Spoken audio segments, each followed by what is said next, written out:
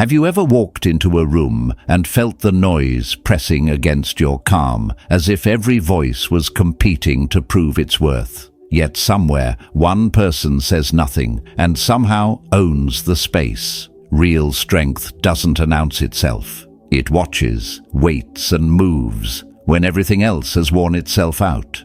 Because control isn't taken, it's felt. Stay close. Let's uncover why silence wins.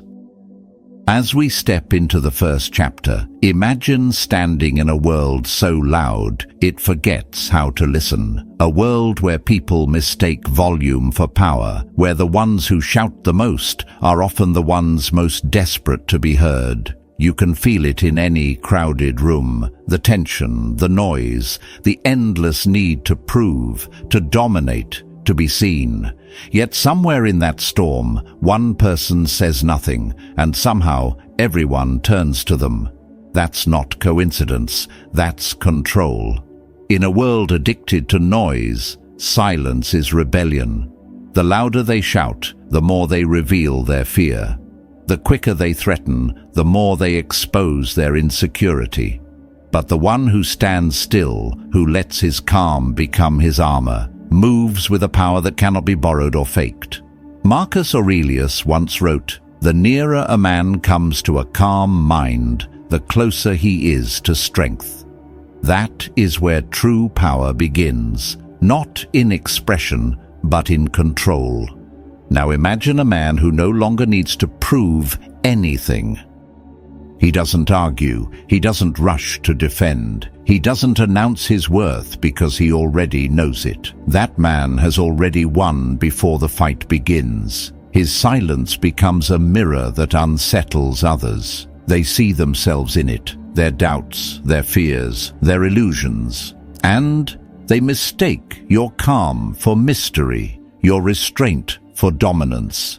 But that's the beauty of stillness. It reveals what others try to hide. You don't yell, you don't chase. You simply allow people to unravel themselves in the echo of your quiet.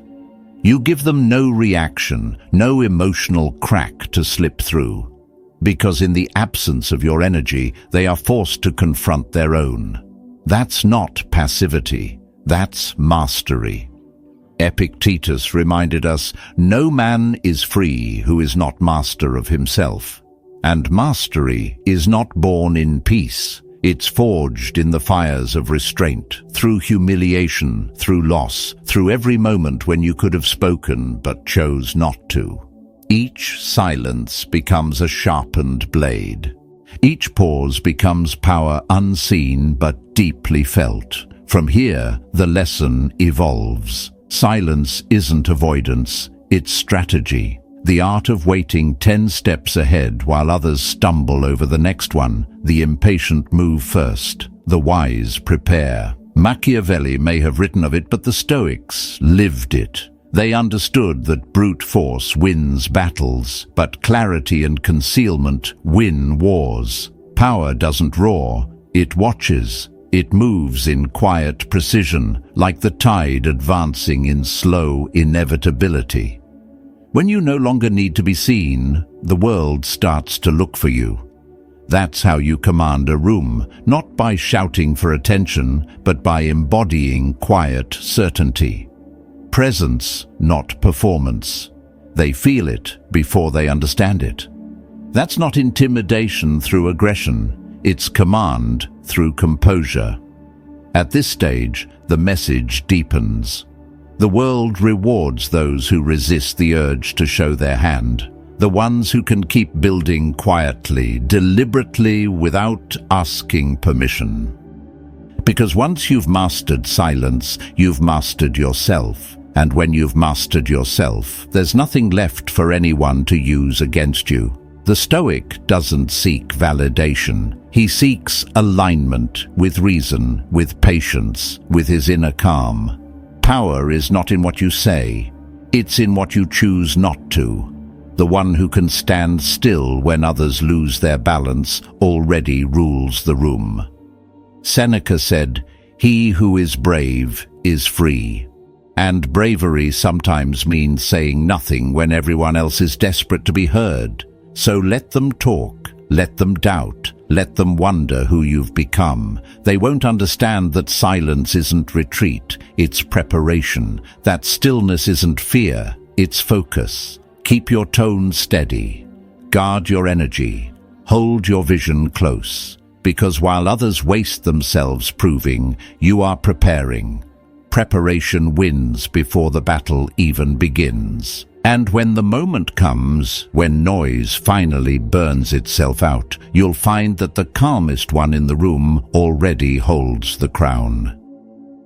As we step into the second chapter, imagine standing face to face with someone who's determined to prove you wrong. The air thickens, words sharpen, and you can feel the tension climbing like fire beneath the surface. In that moment, something inside you wants to strike back, to defend, to dominate, to win. But here's the quiet truth. Battles are rarely decided by who's right. They're decided by who stays composed. In every clash, whether in words or silence, perception becomes the true battlefield. People don't respond to what is real. They respond to what appears to be, what they see, what they sense, what they believe about your calm or your chaos. Now imagine two men standing in the same storm. One trembles, reacts, shouts his defense. The other stands still, eyes steady, voice level, almost unmoved. The world will call one emotional and the other powerful, even if both are afraid. That's how fragile perception is. Seneca once said, "It's not the man who has too little, but the man who craves more, that is poor." The same applies to control. The one who craves to be seen as powerful exposes his weakness. The one who needs nothing to prove, he already commands the room. So, when you face confrontation, remember this. You don't win by being louder. You win by being still enough to make others question their own balance. From here, the lesson deepens. Power doesn't come from crushing someone else's truth. It comes from shaping what they believe they see. The Stoics mastered this without vanity. Marcus Aurelius wrote, "You have power over your mind, not outside events." Realize this, and you will find strength. The meaning is simple. If you rule your inner state, you quietly rule the outer scene. When others panic, your calm becomes contrast. When they rush to fill silence, your restraint becomes gravity. They begin to orbit your composure.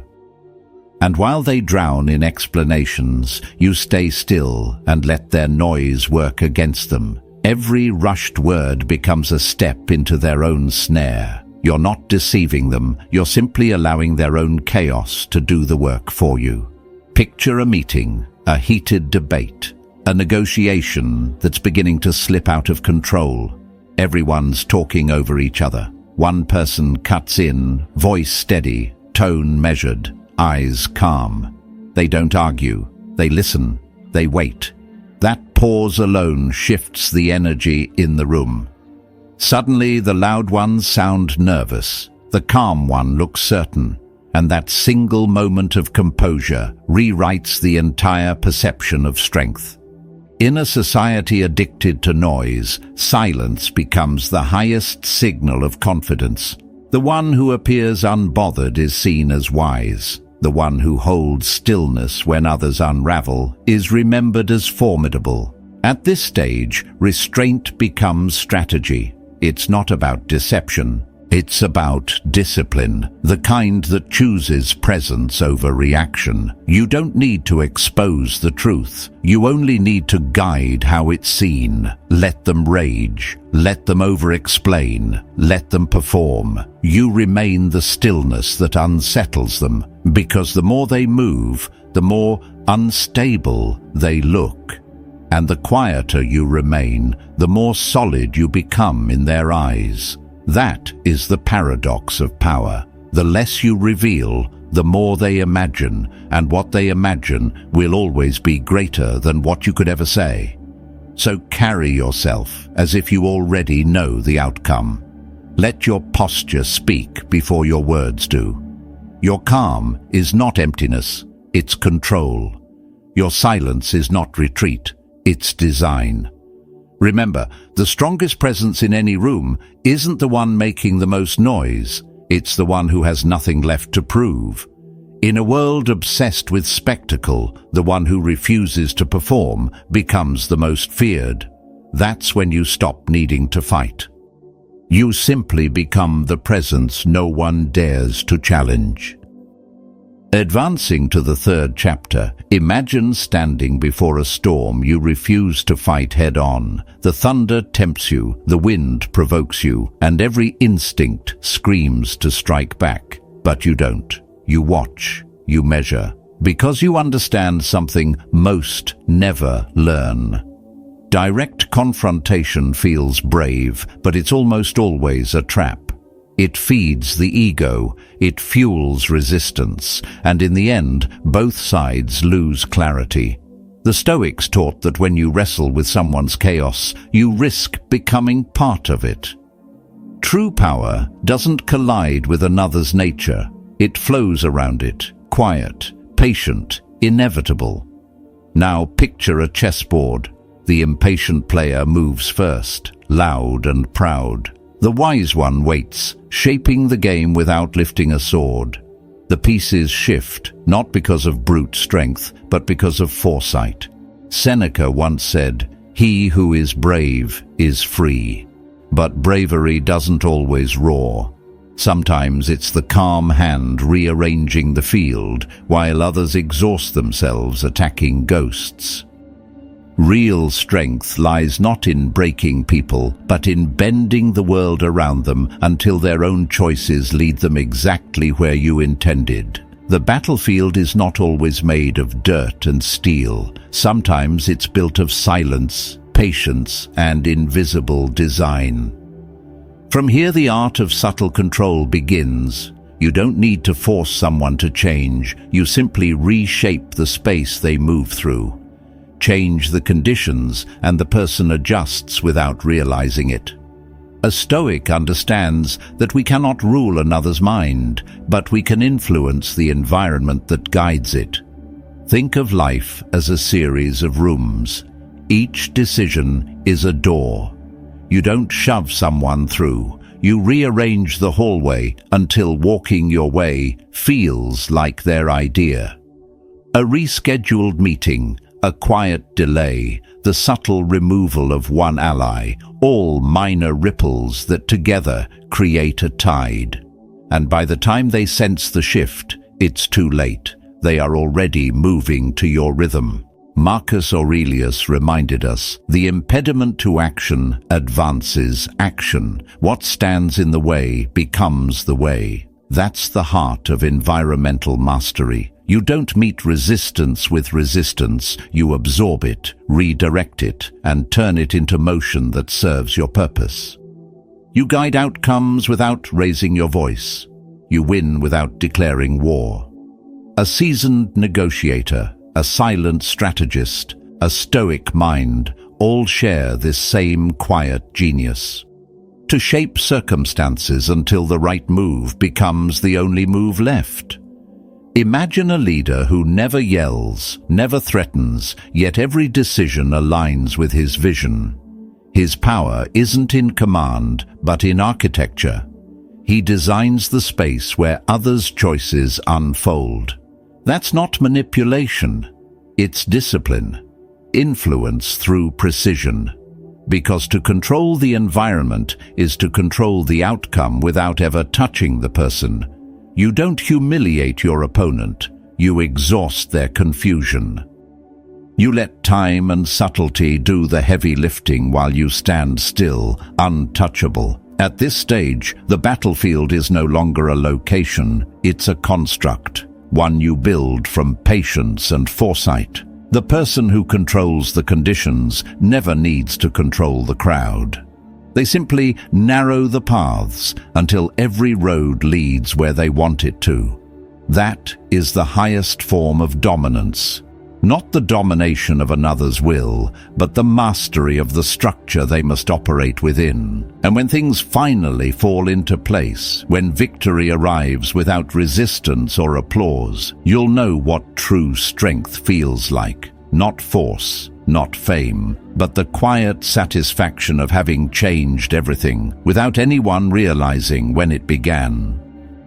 Moving into the 4th chapter, imagine a world where strength must be loud to be believed, where dominance needs an audience and silence is mistaken for weakness. You've seen it, the ones who shout to prove their worth, who flex their pride like armor, terrified of being unseen.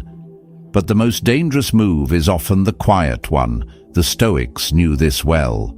True strength doesn't roar, it breathes beneath the surface.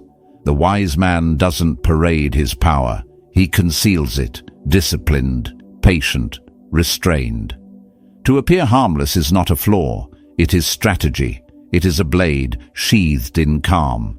Now imagine walking into a room where everyone competes to be feared. They posture, they boast, they perform. But you play the fool. You apologize when you don't have to. You step back when they expect you to advance. They see humility and mistake it for surrender. They relax their guard, believing the game is already theirs. And that's when power shifts quietly, invisibly. Because arrogance blinds faster than rage, and the blind always walk into traps they could have avoided if only they had respected the silence that warned them. Seneca once wrote, "To bear trials with a calm mind robs misfortune of its strength." The same applies to deception through patience. When you allow others to underestimate you, you strip them of their caution. You turn their overconfidence into your advantage. From here, the art deepens. Feigning weakness is not weakness. It is understanding rhythm, the rhythm of perception, of movement, of timing. You are not retreating. You are setting the stage. You are not submitting. You are shaping their sense of control until it collapses under its own weight. You flow like the tide, soft in appearance, relentless in direction. A Stoic never confuses silence with defeat.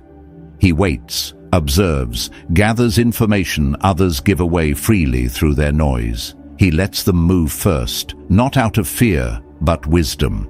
Because a sword drawn too soon dulls before the real battle begins. Picture this, a negotiation where someone mocks your calm, mistaking it for insecurity. They talk over you, trying to pull you into reaction, but you remain composed, unshaken.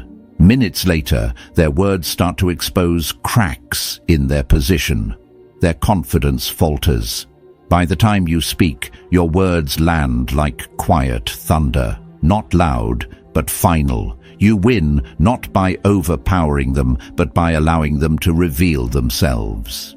That's the mastery the Stoics revered, the victory that arrives without spectacle, the fox that hides until the lion's roar fades. Marcus Aurelius reminded us, the best revenge is to be unlike your enemy. In this game of restraint, your silence becomes your shield, and your patience your weapon. You are not running from conflict, you're guiding it to the ground of your choosing. Every pause, every delay, every moment you let pass without reacting, it all weaves the illusion of safety for your opponent until they step exactly where you wanted them to. Then, and only then, you act, not with fury, but with precision, not to destroy, but to end. At this stage, humility becomes a mask, not a weakness. It's how the Stoic hunts in plain sight. When they think you've bent, you've already set the trap. When they think you've lost, you've already written the ending. Let them mock. Let them speak freely.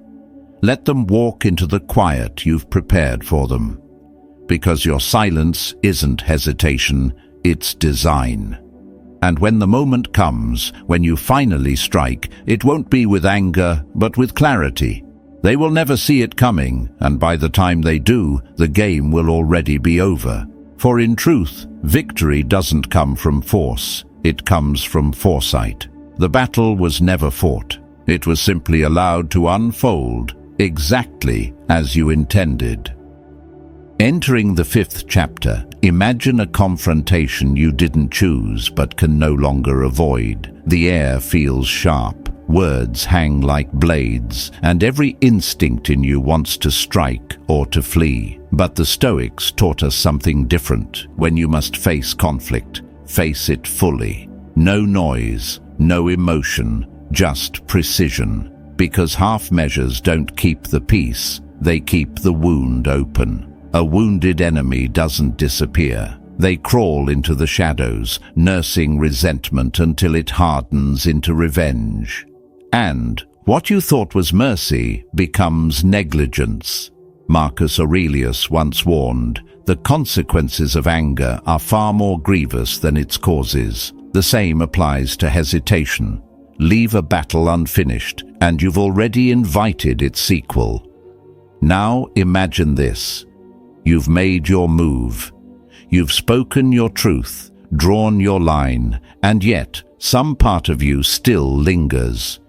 You want to be kind, to offer closure, to leave the door open just a little.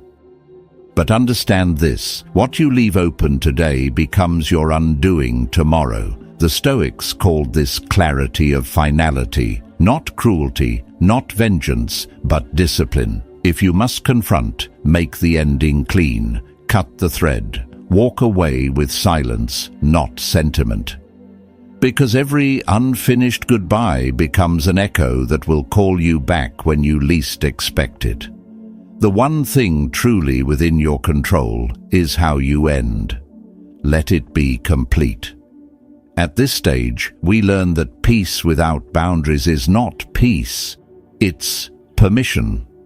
Seneca said, "Mercy without wisdom is weakness." To leave an enemy space to rebuild is to offer them your future as their next target. In power, the most dangerous opponent isn't the loud one you face. It's the quiet one you spared.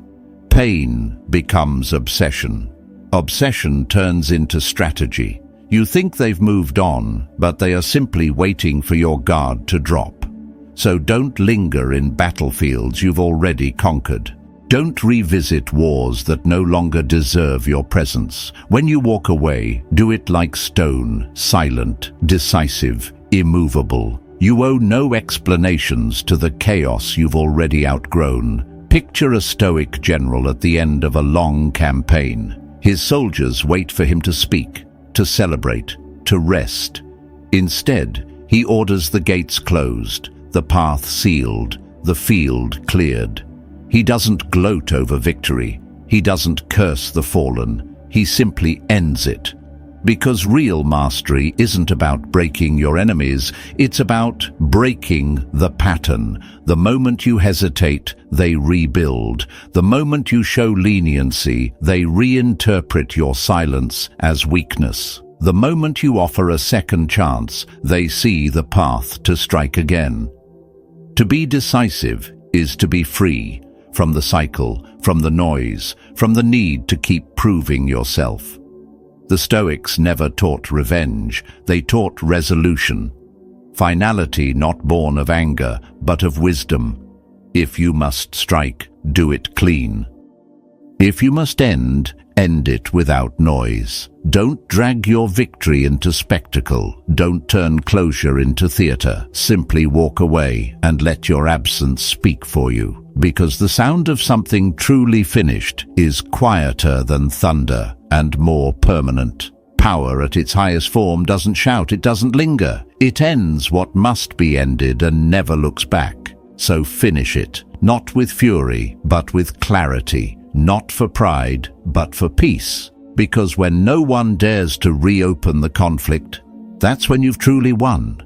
Not just the battle, but your freedom from it. And that, above all, is the mark of the Stoic. One who conquers not through dominance, but through the grace of an ending so complete, it needs no explanation at all. Entering the 6th chapter, let's talk about the kind of power that doesn't need to shout, threaten, or prove anything, and yet, somehow, it lingers in every room long after you've left. It's the kind of power that comes not from reaction, but from reflection. From knowing that the fiercest presence is often the quietest one. The Stoics understood this well. Control over others begins with control over the self. When you master your own impulses, you become untouchable because no one can provoke what you refuse to awaken. Real influence isn't forced, it's felt. It doesn't demand attention, it invites awareness. Now imagine facing someone who expects you to react. They insult you, provoke you, try to pull you into their chaos. You stay silent. No defense, no explanation. Just presence. Suddenly, the energy shifts. They begin to question themselves. What are you thinking? What are you planning? What will you do next? Their imagination becomes your accomplice.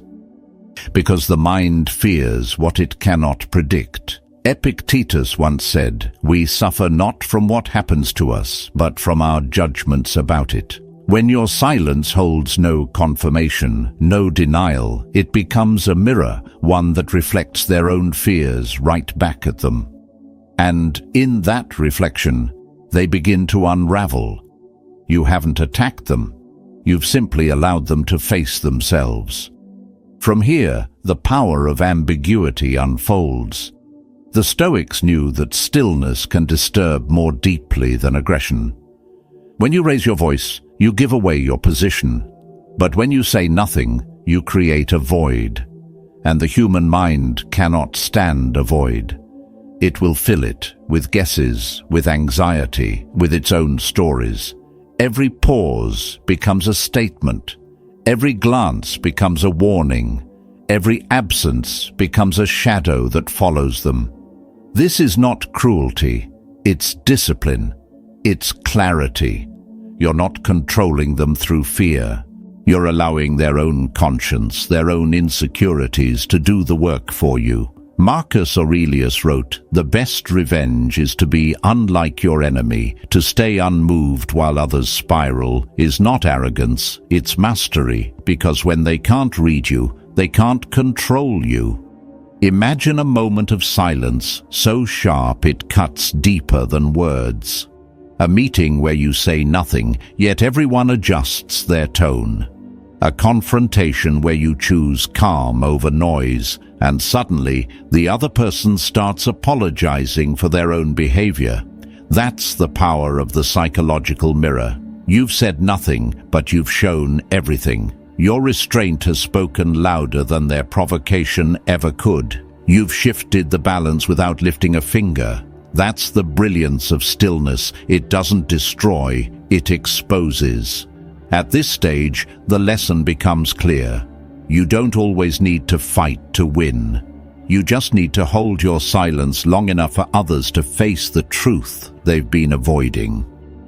Let them project their guilt, their motives, their fears onto the space you've left empty. Let them feel the discomfort of not being able to predict you, for when fear is born within, it has no boundaries. It grows in the dark, echoing in their own mind, long after you've moved on. In a reactive world, stillness is rebellion. It's the refusal to feed chaos with your energy. You become powerful not by force, but by what you choose not to do. Not by what you say, but by what you withhold. Your silence becomes a mirror that reveals everything about them and nothing about you. And that's where your influence lives, not in their fear of you, but in their fear of themselves.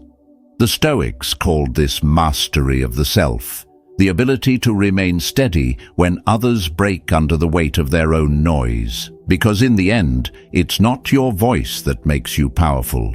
It's your stillness, your ambiguity, the calm that follows you like a shadow long after the storm has passed. Advancing into the 7th chapter, let's talk about a kind of strength that doesn't glitter in the open, that wins wars the world never sees. Patience. In an age drunk on speed, where every second screams for reaction, patience is rebellion. It's the quiet defiance of a mind that refuses to be rushed. Everyone wants results now, revenge now, answers now, validation now. But urgency blinds judgment. It burns clarity. And the Stoics knew that nothing powerful is built in haste. Marcus Aurelius wrote, "Time is a river of passing events, and its current is strong. The wise do not fight the current. They learn to move with it, to let time itself become their ally." Now imagine standing across from someone who provokes you, testing your calm. They raise their voice, you don't. They push, you don't move. They mistake your stillness for surrender. But you're not retreating. You're watching. You're learning their rhythm, their impulses, their blind spots. While they waste their strength in noise, you conserve yours in silence. And when the storm finally burns itself out, you're still standing, clear, ready, and unshaken. That's what patience looks like from the inside. It's not passivity, it's poise, the clearest sign of mastery over the self. Seneca said it simply, "No man is more unhappy than he who never faces adversity, for he is not permitted to prove himself." Patience is how you prove yourself, without ever shouting, without ever striking first. From here, the lesson deepens. The one who controls time controls the outcome. The impatient man may win attention, but the patient one wins control. Time is not your enemy, it's your instrument. When you learn to use it, you don't fight your opponent, you let time do the fighting for you. It isolates, it exposes, it magnifies every mistake they make while you remain still. The one who mistakes your silence for weakness will eventually overreach. And arrogance, like rust, eats through its own armor. You don't need to rush to defeat them. You just let their impatience destroy what they built too quickly. Picture a master strategist at the edge of battle. His soldiers want to charge. The enemy taunts, waving their swords in mockery. But he waits. He watches the dust settle, the lines blur, the noise fade. Then, with one quiet gesture, he commands, not through volume, but through inevitability. And the war ends before it truly begins. That's what time can do when wielded by a calm mind. Epictetus called this self-command. The art of controlling yourself so completely that even the passage of time becomes a weapon in your hand. The fool rushes to act. The wise waits until action is no longer effort, but inevitability. At this stage, patience reveals itself as the sharpest blade, because to delay is not to lose, it's to see more. To wait is not to retreat, it's to choose your moment. The space between reaction and response is where true power lives. Most people never find it. They fill it with noise, fear, or pride. But when you slow your pace beneath the chaos of others, you begin to see what they miss, the cracks beneath their confidence, the fractures in their certainty. While they chase the surface, you're already watching the structure collapse. When your patience has done its work, when arrogance has drained your opponent, when time has pulled their mask away, then you act. Not out of anger, but clarity. Not to punish, but to end. No noise, no rush, just resolution. Because in the end, it's not the loud who win. It's the ones who can wait without losing focus. The one who can wait controls the clock. And the one who controls the clock decides when the game is over. Patience isn't weakness, it's dominance over time itself. And in the Stoic sense, that is the highest form of power, quiet, disciplined, and absolute. Entering the 8th chapter, let's talk about the quietest move that carries the sharpest edge: distance. The Stoics knew that power isn't always taken by force. More often, it's achieved through subtraction, through silence, through letting go of what no longer serves your purpose until only what's essential remains. Machiavelli hinted at it, but the Stoics lived it. They understood that the strongest adversary isn't dangerous because of who they are, it's because of who stands with them. Their allies, their echo chambers, their false certainty. These are the pillars that hold them up. And when those pillars fall, even giants tremble. Now imagine an empire that begins to crack, not with explosions, but with whispers. You don't confront directly, you don't shout or accuse, you simply start removing the scaffolding that keeps them upright. A delay here, a closed door there, a quiet shift in tone, a pause in support. You pull threads, not swords. And one by one the pieces begin to collapse. They start to feel it, the absence of applause, the silence where agreement used to live. That's when doubt creeps in. That's when even the most confident begin to question themselves. Marcus Aurelius once said, "The best revenge is not to be like your enemy." You don't destroy through noise. You let erosion do the work. You let time dissolve what arrogance built too quickly. From here, isolation becomes the purest strategy. You're not punishing anyone, you're purifying the field. You remove chaos by letting it collapse on itself. You let people reveal their own weakness when no one is left to prop them up. The Stoics believed that tranquility isn't found in conquest, but in clarity. You don't need to strike to win, you simply remove what gives your opponent the illusion of power. When the crowd disperses, when the allies disappear, when the attention fades, what remains of their strength?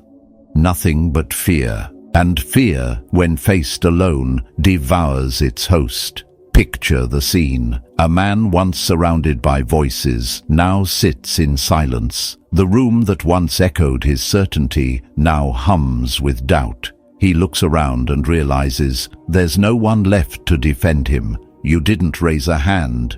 You didn't start a fight. You just stopped feeding his influence.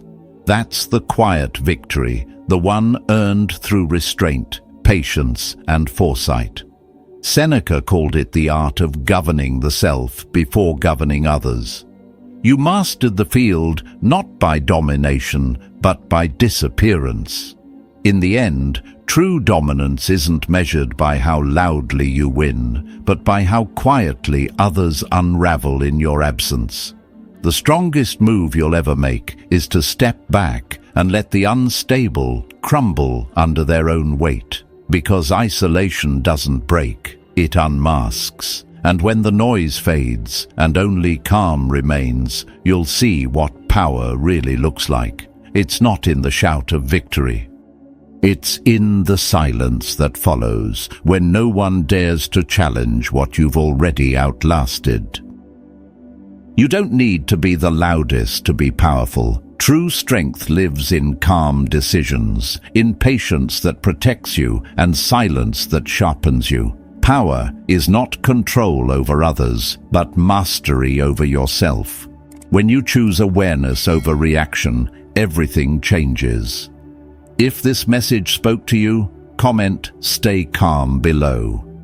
Keep walking this path of clarity and inner command. The next lesson will take your discipline to a deeper level.